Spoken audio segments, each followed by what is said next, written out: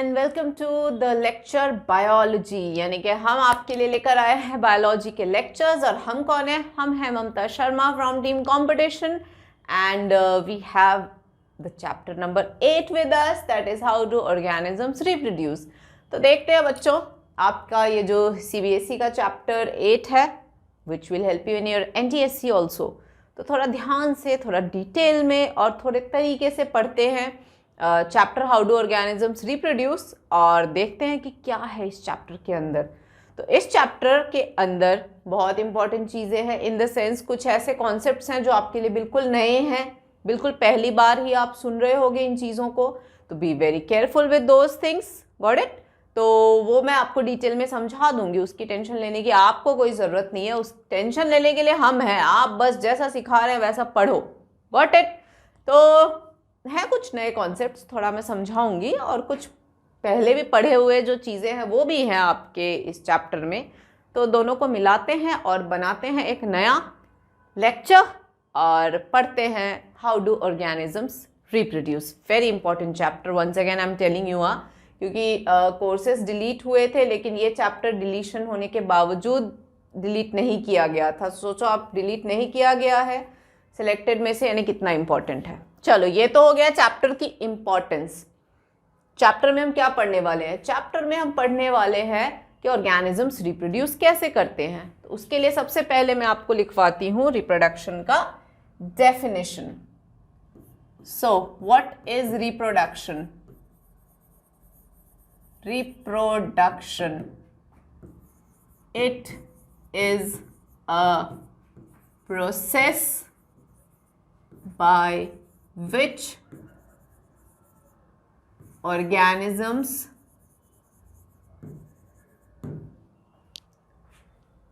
produce the young ones of its own kind। ठीक है, यानी ये वो प्रोसेस है जिससे ऑर्गेनिजम्स ऑफस्प्रिंग्स या यंग वंस बनाते हैं ऑफ इट्स ओन काइंड। यानी कि एक डॉग को ही गिव राइज करेगा, एक कैट को ही गिव राइज करेगा, राइट, एक एंट को ही गिव राइज करेगा। सो ओन काइंड, खुद का ही काइंड, एक ह्यूमन बीइंग को ही गिव बर्थ करते हैं, राइट चिल्ड्रन। तो ये तो हो गया डेफिनेशन। लेकिन आपको सुन के थोड़ा सा डिफरेंट लगेगा, थोड़ा हैरानी भी होगा कि आपने लाइफ प्रोसेसेस पढ़ा है ना। लाइफ प्रोसेसेस के चैप्टर में आपने देखा होगा कि लाइफ प्रोसेस में सबसे इम्पॉर्टेंट लाइफ प्रोसेस में आते हैं आपके न्यूट्रिशन, है ना। देन आप पढ़ते हो रेस्पिरेशन, सर्कुलेशन, एक्सक्रीशन, ये सारे हैं आपके various life processes and even control and coordination, है ना। ये सब आपके लाइफ प्रोसेसेस आपने पढ़े थे and they all are actually very important to maintain the life. ठीक है, लाइफ को अगर जीना है तो ये सारे प्रोसेसेस बॉडी में तरीके से होने ज़रूरी हैं। लेकिन रिप्रोडक्शन को आपने वहाँ नहीं पढ़ा था, और पता है क्यों नहीं पढ़ा था? क्योंकि actually reproduction is not needed for life support. Life को अगर जीना है तो ये 5 मेन प्रोसेसेस हो जाएं, सॉर्टेड है। रिप्रोडक्शन ना भी हो तो चलेगा, सरप्राइज्ड, बट ऐसा ही है। तो अगर रिप्रोडक्शन ना भी हो तो चल सकता है, लाइफ जी जा सकते हैं लोग, कोई इशू नहीं है। आपने वो इनफर्टाइल कपल्स देखे ही होंगे भाई, कुछ कपल्स होते हैं ना जिनके they are not blessed with the babies, होते हैं ना ऐसे अनफॉर्चुनेटली, बट या तो ऐसे कोई लाइफ तो नहीं रुक जाती ना, they can continue their life. तो फिर क्यों पढ़ना ज़रूरी है भाई? तो इसलिए ज़रूरी हो जाता है बिकॉज ये उससे भी ज़्यादा इंपॉर्टेंट काम कर रहा है, that is it maintains the continuity of species। लिख लो लिख लो लिख लो। ये स्पीसीज का कंटिन्यूटी मेंटेन करते हैं बच्चों, ठीक है। तो रिप्रोडक्शन होने से क्या होता है कि सिंस ओन काइंड प्रोड्यूस कर दिया तो ऑब्वियसली जेनरेशन कंटिन्यू हो सकता है, ठीक है। और जेनरेशन कंटिन्यूड रहता है तो जो स्पीसीज है वो आगे बढ़ते चले जाते हैं। यही तो होता है। हमें मतलब लोगों को कैसे पता चलता है कि ये ऑर्गेनिजम्स एग्जिस्ट करते हैं, क्योंकि दे रिप्रोड्यूस करते हैं तो उनकी जनरेशन्स आती जाती हैं, तो फिर पता लगता है कि ये भी हैं। अगर मान लो रिप्रोडक्शन करना बंद कर दे तो फिर कैसे पता लगेगा, है कि नहीं है। तो बेसिकली इनके होने से कंटिन्यूटी ऑफ स्पीसीज मेंटेन होती है, और स्पीसीज जितने वैरायटी ऑफ स्पीसीज अर्थ पे रहेंगे, बायोडाइवर्सिटी जितनी रहेगी, biodiversity as in variety of life on earth, तो जितनी ज़्यादा variety of life on earth रहेगा उतना हेल्दी हमारा अर्थ या इकोसिस्टम रहेगा। अंडरस्टूड। तो ये वो मेंटेन कर रहा है, तो बहुत इंपॉर्टेंट काम कर रहा है कुल मिला के। तो समझ गए आपकी मेन लाइफ प्रोसेसेस में हमारी लाइफ को वो कर रहा है, बट हमारा रिप्रोडक्शन भी कुछ कम नहीं है, रिप्रोडक्शन भी बहुत इंपॉर्टेंट काम करवा रहा है। तो ये तो हो गया बच्चों रिप्रोडक्शन क्यों होता है, क्या रीज़न। अब थोड़ा सा देखते हैं, थोड़ा अब चलते हैं इसकी टेक्निकलिटी पे, थोड़ा अंदर चलते हैं और देखते हैं कि रिप्रोडक्शन जो है उसका मेन प्रोसेस जो है वो कैसे होता है। तो मैं आपको लेके चलती हूँ। अब थोड़ा कॉन्सेप्ट डिफ़िकल्ट होने वाला है, मैं आपको बहुत ध्यान से समझाने की कोशिश कर रही हूँ, थोड़ा सा सुनना। देखो आपके नेक्स्ट टॉपिक है ना, do organisms create exact copies of themselves. ऐसा कुछ टॉपिक आपके वहाँ लिखा हुआ है ना कि क्या ऑर्गेनिजम्स एग्जैक्ट कॉपीज अपना बनाते हैं, क्वेश्चन मार्क भी है, पूछ रहा है भैया आपसे कि करते हैं क्या ऐसा। तो इसका आंसर आता है, थोड़ा सा आपको आपके बेसिक्स में जाना पड़ेगा, ठीक है, कि ऑर्गेनिज्म जो है उनका बेसिक बॉडी डिजाइन वगैरह, मतलब दो बातें हैं, एक है सिमिलर होना और एक है आइडेंटिकल होना, ठीक है। तो सिमिलर और आइडेंटिकल दो चीजें हैं। जैसे हम हमारे पेरेंट्स से बिल्कुल क्या बोलूं मैं, सिमिलर होते हैं, क्योंकि हमारे एक नाक है, दो आंखें हैं, दो कान है, एक मुंह है जिससे मैं बड़बड़ बड़बड़ करे जा रही हूं तब से, दो हाथ है, दो पैर है, वो मैं दिखा नहीं सकती ऑफ कोर्स। तो ये हमारा एक बेसिक बॉडी डिज़ाइन है जो कि सिमिलर है, but are we identical to our parents? No, not at all. हम अपने पेरेंट्स से आइडेंटिकल नहीं होते हैं। तो मैं अब आपको कुछ आपकी बुक में थोड़ा सा गोल गोल घुमा के बताया है, मैं थोड़ा सा आपको सिंपल तरीके से समझाने की कोशिश कर रही हूँ। I hope I become successful, because ये जो कॉन्सेप्ट है ये पहली बार 10th में आया है, ठीक है। तो थोड़ा सा मे भी आपको दिक्कत आए, बट आपको समझना तो पड़ेगा।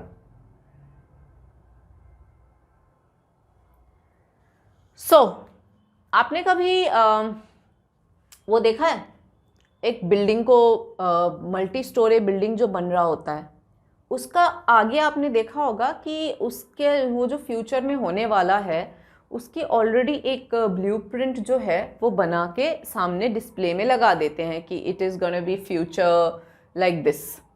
होता है ना ऐसा, बड़े बड़े मल्टी स्टोरी बिल्डिंग या रिजॉर्ट्स बना रहे हैं या जो भी चीज़ें वो बना रहे होते हैं थोड़े बड़े लेवल पे, तो क्या करते हैं उसकी ब्लूप्रिंट ऑलरेडी तैयार करके और बाहर डिस्प्ले कर देते हैं कि फ्यूचर में ऐसा दिखेगा।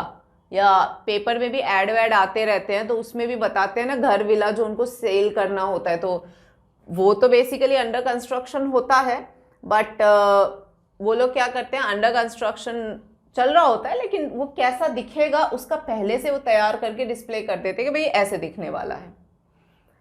मैं ये बात क्यों बोल रही हूँ, मैंने एक लाइन यूज़ करी, एक वर्ड यूज़ करा था ब्लूप्रिंट। हमारा भी हमारे जो नेक्स्ट जनरेशन है वो कैसा होने वाला है उसका ब्लूप्रिंट हमारी बॉडी में ऑलरेडी तैयार होता है, समझे। उसी ब्लूप्रिंट के अकॉर्डिंग बॉडी हमारी डिज़ाइन होती है, मतलब फ्यूचर में जो वो होने वाला है वो ऑलरेडी उसमें है। वो ब्लूप्रिंट क्या कहलाता है? वो कहलाता है, जो ब्लूप्रिंट है हमारा वो है बेसिकली जीन्स, जो कि होते हैं हमारे डीएनए में। अब भाई ये कौन सी चिड़िया का नाम है? तो ये कोई चिड़िया विड़िया नहीं है, this is deoxy ribo nucleic acid. DNA का फुल फॉर्म है डीऑक्सी राइबो न्यूक्लिक एसिड, और ये वो चीज़ है जिससे हमारा एक्चुअली ब्लूप्रिंट, जो मतलब जो चीज़ हम हैं ना वो हमारे डीएनए या उसके अंदर जीन्स। मैं आपको थोड़ा सा डीएनए, जीन्स और क्रोमोसोम इसका कॉन्सेप्ट समझा रही हूँ, थोड़ा सा ध्यान से मेरे साथ सुनना, क्योंकि तब उससे पहले आप ना समझ नहीं पाओगे। बुक में फिर लिखा हुआ है और यहाँ से एक बार गया ना ये लेक्चर अगर मिस हुआ तो फिर आगे समझना मुश्किल होगा। तो ये कॉन्सेप्ट मेरे साथ समझो आप। देखो हमारा सेल है, ये आपने 9th में पढ़ा था, मैं बस उसको थोड़ा तरीके से रिकॉल कर रही हूँ। सेल आप जानते हो, सेल मेम्ब्रेन हो गया, अंदर पूरा साइटोप्लाज्म हो गया, और ये न्यूक्लियर मेम्ब्रेन हो गया। ठीक है, न्यूक्लियर मेम्ब्रेन के अंदर क्या होता है बच्चों? इट इज फुल ऑफ ये उलझे हुए क्रोमैटिन फाइबर्स पढ़ा होगा आपने, ठीक है, ध्यान से सुनना। तो ये क्रोमैटिन फाइबर्स होते हैं। अब जब कोई नया सेल बनाना होता है, या सेल को छोड़ो, मैंने आपको फॉर एग्जांपल बोला कि बेटा मेरे पास ना कुछ उलझे हुए धागे हैं, वो उलझे हुए धागे को मुझे इक्वल हाफ में काटना है, तो आप सबसे पहले काम क्या करोगे? उस उलझे हुए धागे को पहले सुलझाओगे। सुलझाने के बाद, इमेजिन धागा इज अ मोटा जिसको सुलझाया जा सकता हो, ठीक है, उसको जैसे आपने सुलझा लिया फिर उसको आप इक्वल लेंथ में मेजर करोगे। जैसे आपने उसको मेजर किया उसके बाद में फिर आप उसको कट लगाओगे। समझ रहे हो ना मेरी बात? वैसे ही हमारे नॉर्मल सेल, मतलब ये आराम से बैठा हुआ ये एक सेल है, ठीक है, जिसमें ये हमारा जो क्रोमैटिन फाइबर्स है वो उलझा हुआ पड़ा है।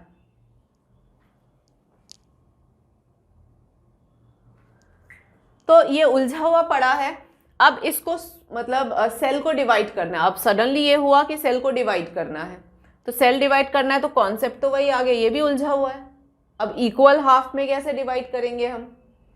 तो उसके लिए पहले इसको सुलझाना पड़ेगा। तो फिर क्या होता है बच्चों, जब इसको सुलझाना पड़ता है ना, तो दैट टाइम ये जो सेल होता है उसके अंदर ये सुलझता हुआ जो रूप होता है वो थोड़ा एक्स शेपेड स्ट्रक्चर होते हैं, जिनको हम कहते हैं क्रोमोसोम्स। तो बेसिकली क्रोमैटिन फाइबर और क्रोमोसोम्स एक ही बात है, बस क्रोमैटिन उलझा हुआ होता है, क्रोमोसोम उसी का सुलझा हुआ रूप है। बिकॉज इस फॉर्म में देखो सेपरेशन आसान हो जाएगा ना, बीच से फट से काटना ही तो है, तो आधा आधा बढ़ जाएंगे दोनों, राइट। तो इसी को जब सेल डिवाइड करते समय ये सुलझ जाते हैं, सुलझे हुए फॉर्म को क्रोमोसोम कहते हैं। और ये क्रोमोसोम जो होते हैं वो बने होते हैं डीएनए से। अब मैं आपको बता रही हूँ कैसे। जैसे कि सपोज ये एक क्रोमोसोम है, ठीक है, तो ये एक्चुअली बना होता है, ये देखो ये ऐसा डीएनए, इसी डीएनए का ही ये डीएनए अपने आप को यूं एक्स फॉर्म में स्टैब्लिश करता है। तो ये एक्चुअली क्रोमोसोम्स जो बने होते हैं वो इन्हीं डीएनए से बने होते हैं, समझे? ये लो,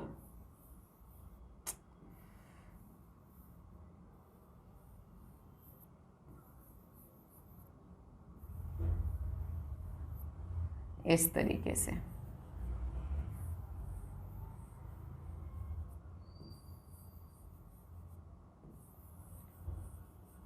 तो अब ये देखो, ये क्रोमोसोम एक्चुअली बने होते हैं डीएनए से, ठीक है। अब जीन्स कहाँ गए? तो सपोज मैं एक डीएनए को थोड़ा सा बाहर मैग्नीफाई कर रही हूँ, तो suppose this is a DNA जिसको हमने बाहर लिया। अब जीन्स कहाँ है? तो जीन्स कोई अलग सी चीज़ नहीं होती, डीएनए का ही वो फ्रैगमेंट होता है जो किसी कैरेक्टर के लिए कोड करता हो। क्योंकि जो हमारी जीन में, सपोज जैसे माई आईज आर ब्लैक, तो I have black I colour वाला जीन, ठीक है। तो सपोज डीएनए का यहाँ से यहाँ का पोर्शन कोड करता है, यहाँ का पोर्शन, यहाँ पे हमारा सपोज ब्लैक आई कलर की का इंफॉर्मेशन है, तो ये पोर्शन एक जीन है। जीन कोई अलग सी रखी हुई चीज़ नहीं होती, जीन बस एक पोर्शन ऑफ डीएनए होता है जो किसी प्रॉपर्टी, किसी कैरेक्टर के लिए कोड करे। जैसे अगर ब्लैक आई कलर का मेरा मान लो यहाँ पे इस पोर्शन में है, तो फिर ये एक जीन हो गया। और सपोज यहीं से आगे वाला, यहाँ से ले लेते हैं, मान लो यहाँ से ठीक इसके नीचे से यहाँ तक का पोर्शन कुछ भी कोड नहीं कर रहा, मतलब यहाँ पे किसी भी कैरेक्टर का कोई इन्फॉर्मेशन है ही नहीं, तो कोई बात नहीं, वो खाली स्पेस है। लेकिन फिर मान लो यहाँ से वापस, सपोज लेट्स टेक यहाँ से वापस यहाँ तक, मान लो ये पार्ट जो है वो मेरा मान लो ब्लैक हेयर कलर का कैरेक्टर अगर है, तो वापस ये एक जीन हो गया। तो जीन क्या है? It's a fragment of DNA that codes for a particular character.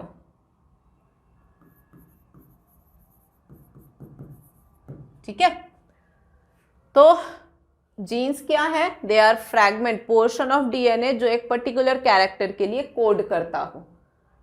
Okay, और यानी कि जीन्स पूरी, हमारा जो ये डीएनए होता है वो बहुत लंबा होता है, ठीक है, बहुत ही लंबा दिख रहा है, बहुत ही लंबे होते हैं। तो जो जो पोर्शन में कैरेक्टर है वो जीन हो गए, और जिस पोर्शन में नहीं है वो खाली स्पेस हो गया। तो कुल मिला के मैं आपको ये समझाना चाह रही हूँ कि हम जो है ना, वो हमारे whatever characters we are having, all these characters are, ये हमारे मतलब 23 पेयर्स ऑफ क्रोमोसोम है ना ह्यूमंस में, तो 46 क्रोमोसोम पे हमारे ये कैरेक्टर डीएनए में डिस्ट्रीब्यूटेड हैं। तो जो हम हैं वो हमारे डीएनए की वजह से हैं, यानी हमारे डीएनए में जो भी जीन्स प्रेजेंट हैं, हम वही हमारे अंदर दिखता है। जैसे मेरी आंखें अगर ब्लैक हैं तो ब्लैक आई कलर की जीन है मेरे अंदर। अगर मेरे हेयर्स ब्लैक है यानी कि my DNA has black hair colour gene. मेरी आवाज़ बहुत अच्छी है ऐसा लोग कहते हैं, तो दैट आवाज़ वाला जीन भी मेरे डीएनए में है। तो व्हाटएवर, जो मेरी हाइट है, नॉट ओनली माइन, लाइक आप अपना फीचर भी नोट करो, whatever feature even you people, every individual is having, all those features are because उनकी बॉडी में या उनके डीएनए में वो जीन्स प्रेजेंट हैं। पहला तो मुझे आपको ये समझाना है, ठीक है। अब एक इंडिविजुअल में ये सारे फीचर्स बाय डिफ़ॉल्ट होते हैं। तो अब एक और चीज़ समझ लो कि कोई भी जीन, एक और चीज़ समझ लो, आपकी बुक में लिखा हुआ है कि डीएनए कॉपिंग होता है और वो प्रोटीन बनाता है, गलत प्रोटीन बना दिया तो प्रॉब्लम एंड ऑल दैट। तो मैं प्रोटीन का क्या रिलेशन है वो समझाती हूँ अब आपको। तो अभी तो आप ये समझ गए ना कि हम जो बने हैं वो जीन से बने हैं, यानी मतलब जो भी फीचर हमारा है वो बिकॉज ऑफ आवर जीन्स होते हैं, ठीक है। अब वो जो जीन्स होते हैं ना, आप ऐसा मत सोचो कि वो जीन्स मतलब है तो वो दिखेगा ही हमारी बॉडी में, वो मतलब फीचर शो हो ही जाएगा, ऐसा ज़रूरी नहीं है। ऐसा इसलिए ज़रूरी नहीं है बच्चों,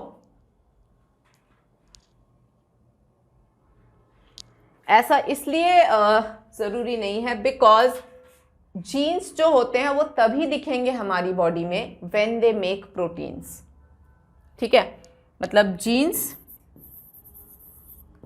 आर एक्सप्रेस्ड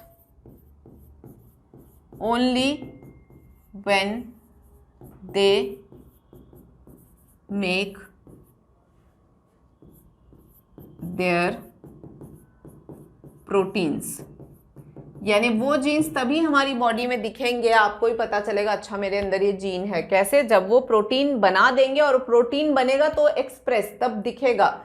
यानी जीन होना एक बात है, लेकिन अगर उसने प्रोटीन नहीं बनाया तो वो हमारी बॉडी में दिखेगा नहीं। Best example cancerous patients, cancer cells. Cancer के जीन हर इंसान में होता है, हर एक के पास कैंसर की जीन प्रेजेंट होती है, लेकिन क्या कैंसर सबको होता है? नहीं होता। किनको होता है? उन्हीं को जिनमें उस कैंसर के जीन ने प्रोटीन बना लिया। और उसने क्यों बनाया? क्योंकि उस कैंसर का जीन जो सोया हुआ था उसको जो भी ये एक्सरेज है, गामा रेज है, इन चीज़ों ने एक्टिवेट कर दिया, इसलिए उसने वो प्रोटीन बना दिया उसने, और प्रोटीन बना के वो दिखता है ना। तो ये चीज़ें हैं। So genes are expressed only when they make their proteins. अब वही है कि ये जीन्स जब प्रोटीन बनाते हैं तो क्या सही प्रोटीन बना रहे हैं, क्या गलत प्रोटीन बना रहे, ये सारी कॉन्सेप्ट है। तो आप देख रहे हो कितना कॉम्प्लिकेटेड कॉन्सेप्ट है। वो पैराग्राफ में सीधा सीधा समझा तो दिया, लेकिन अगर इस लेक्चर को मिस करोगे तो कुछ नहीं समझ पाओगे। सो बहुत ध्यान से देखो। तो अब मैं आपको लेके जा रही हूँ आगे। अब मैंने आपको जीन्स और प्रोटीन्स का कॉन्सेप्ट समझा दिया है, तो अब मैं आपको रिप्रोडक्शन के प्रोसेस पे लेके जाती हूँ। तो अब देखते हैं, सपोज ये मदर है, ठीक है, और हम सेक्सुअल रिप्रोडक्शन में मैं ले रही हूँ। सपोज ये फादर है। Mother already has 23 pairs of chromosome, ठीक है, मैं P लगा रही हूँ पेयर्स का। Father also has 23 pairs of chromosomes. तो मदर फादर में दोनों में 23 पेयर्स है ना। और ये एक इंडिविजुअल का वो है, मतलब कॉन्स्टिट्यूएंट है, मतलब one human should have 23 pairs of chromosome, no doubt. तो अब ये 23 पेयर्स होने ज़रूरी हैं, तो अब मदर फादर से ही न्यू बेबी आएगा। तो which means mother contributes like 23 pairs नहीं लेती हूँ मैं, एक काम करती हूँ, आई विल टेक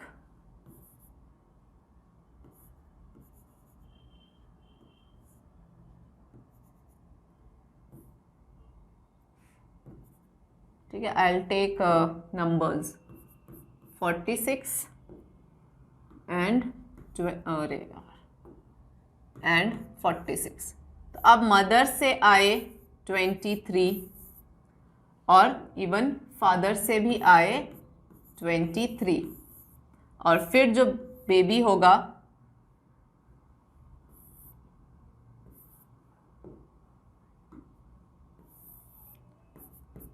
अब ये समझे, मदर फादर का मिक्स, ठीक है। अब आप बस ये ध्यान दो, जो मदर ने अपना हाफ दिया, क्योंकि हर इंसान में 46 क्रोमोसोम ही आते हैं, तो मदर से हाफ आता है, फादर से हाफ आता है, ठीक है, ये भी समझ ही लो अभी। तो अब आप ये दिमाग लगाओ कि मदर का जो हाफ आया वो मदर ने खुद का निकाल के दिया क्या मदर के हाफ आने से मदर के पास 23 ही रह गए, या फादर ने हाफ निकाल के दिया तो क्या फादर के पास 23 ही रह गए? नो, मदर फादर के पास में प्रॉपर उनका 46 है, उसके अलावा ये 23 उन्होंने कॉपी करवाई। आप भी मान लो, आपके पास मान लो ये जो भी बता रही हूँ इसके आपने नोट्स बना लिए, आपके फ्रेंड मांगता है कि भाई आपके तो नोट्स बड़े अच्छे हैं मुझे दे दो, तो क्या आप अपने नोट्स उठा के दे दोगे? नहीं, आप क्या बोलोगे फ्रेंड को कि आप फोटो कॉपी करवा लो, राइट? तो आप अपना नहीं देते हो, कॉपी होती है। तो आपका जो बुक है वो आपको बड़े प्यार से समझा रहा है कि DNA copying is the basic process in reproduction. Reproduction होने के लिए डीएनए कॉपिंग होना बहुत ज़रूरी है, क्योंकि फादर ने 23 अपना नहीं निकाला, कॉपी करा, फिर उसको प्रॉपर सेल में डाल के दिया। मदर ने भी कॉपी करा, प्रॉपर सेल में उसको डाल के दिया, समझे? तो डीएनए कॉपिंग होता है। अब वही आपको बताया जा रहा है कि डीएनए कॉपिंग के दौरान चेंजेस आ जाते हैं, कभी वो हम डिस्कस करेंगे। अभी मैंने आपको समझाया कि DNA copying is the basic procedure और प्रोसेस इन द रिप्रोडक्शन, ठीक है। और इसी दौरान छोटी मोटी ऑल्ट्रेशन या चेंजेस जो है वो वैसे आ जाते हैं, बट वो चीज़ें हम समझेंगे। बट अभी आपको मैंने क्या बोला, अभी मैंने आपको कहा कि ये डीएनए कॉपी होता है और कॉपी होके बकायदा एक सेल में डाल के दे दिया जाता है। तो अब पॉइंट ये आ रहा है कि सेल में डाल के क्यों दिया गया, क्यों डीएनए को सिर्फ यहाँ क्रोमोसोम क्यों नहीं भेज दिए गए? क्रोमोसोम मिलते और ऑर्गेनिज्म बन जाता।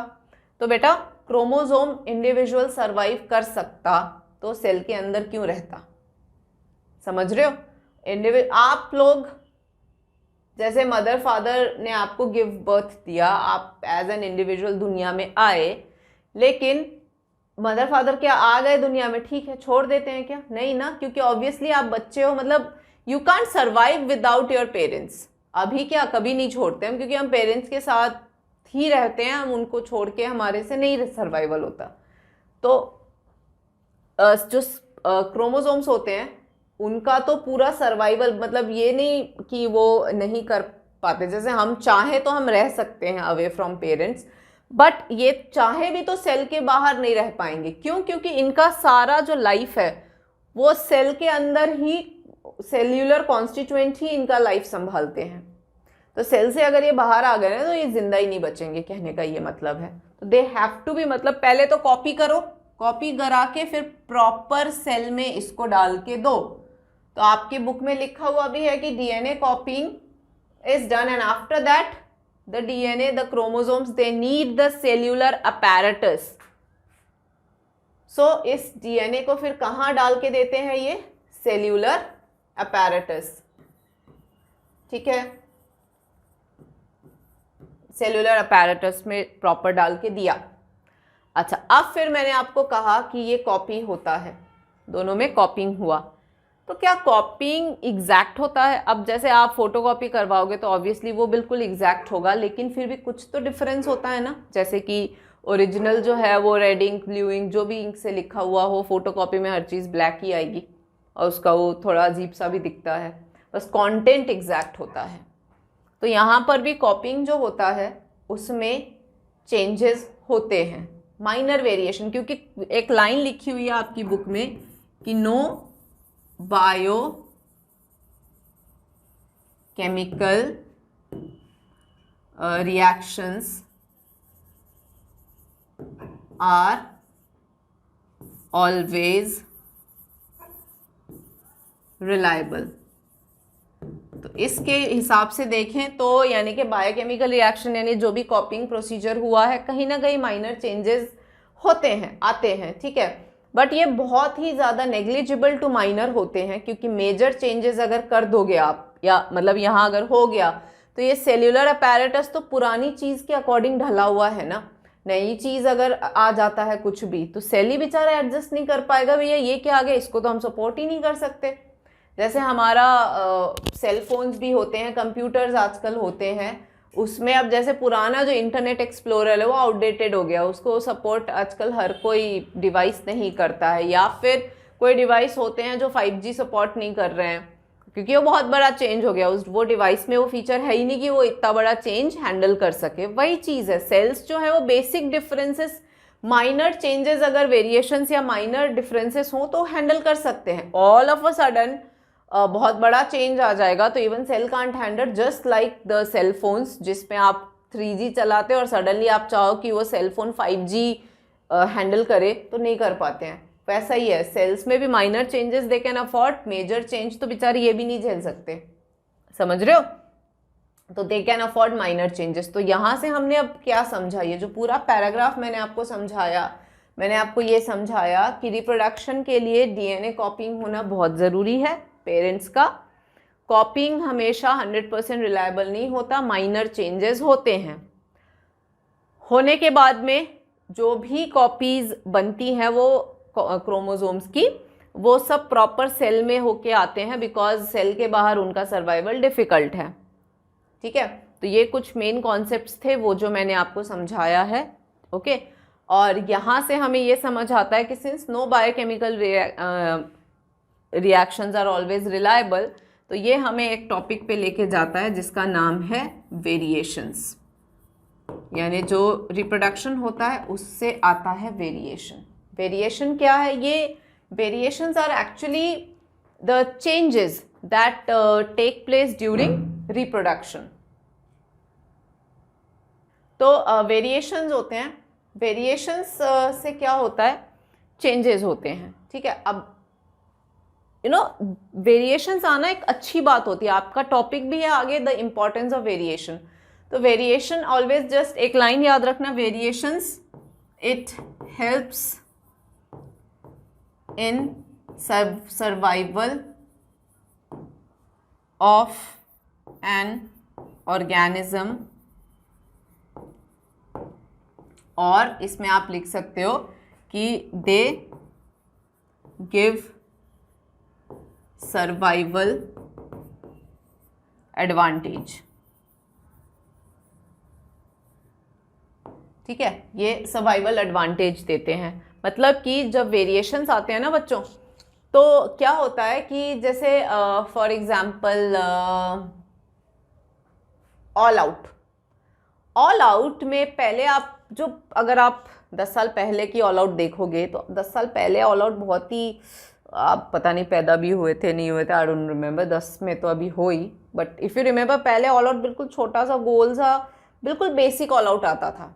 पहले उससे मच्छर भागते थे क्योंकि नया नया था, लेकिन बाद में धीरे धीरे चेंजेस आए मच्छरों में, मतलब ऑल आउट उसको अब तो उसके आसपास घूमता है मच्छर, बल्कि सुनता ही नहीं है। तो ये क्या हुआ? ये हुआ कि पहले वाला जो ऑल आउट था उससे मच्छर ऑब्वियसली जो नहीं सह पाए उसको वो गए, लेकिन जिनमें थोड़ा चेंज था, जो थोड़े बेटर वेरिएशंस थे, उनमें डिफरेंसेस आए थे उनमें, तो अब वो they were able to handle that all out का प्रॉब्लम। समझ रहे हो? तो कहने का ये मतलब है कि जैसे जैसे वेरिएशंस आते हैं, चेंजेस आते हैं, वैसे वैसे वेरिएशंस की वजह से सर्वाइवल एडवांटेज मिलता है, ठीक है। ये सबसे इंपॉर्टेंट पॉइंट है कि वेरिएशंस गिव सर्वाइवल एडवांटेज। तो आप जैसे माइनर टेम्परेचर चेंज है, कोई झेल पाता है, जो झेल पाता है नेचुरल सिलेक्शन बोलते हैं कि वो हाँ सर्वाइव कर जाते हैं, जो नहीं झेल पाता वो गए। तो यही है ना कि जो झेल पाए ना उनमें वेरिएशन आया था, चेंजेस आए थे, दैट्स वाई वो हैंडल कर पाए चेंजेस को। तो ऐसे बहुत से ऑर्गेनिजम्स हैं जो क्या करते हैं कि चेंजेस उनमें आते हैं और उन चेंजेस की वजह से वो चेंजिंग एनवायरनमेंट के साथ में कोप अप कर पाते हैं। So the importance of variation is that it gives the survival advantage. तो आई थिंक आज का लेक्चर हम यही रखते हैं। आपसे मिलती हूँ मैं अगले लेक्चर में, जहाँ पे मैं आपके लिए लेके आऊँगी इससे आगे के ऑब्वियसली टॉपिक्स और भी मज़ेदार होंगे आगे लेक्चर्स। तो be with us and take care.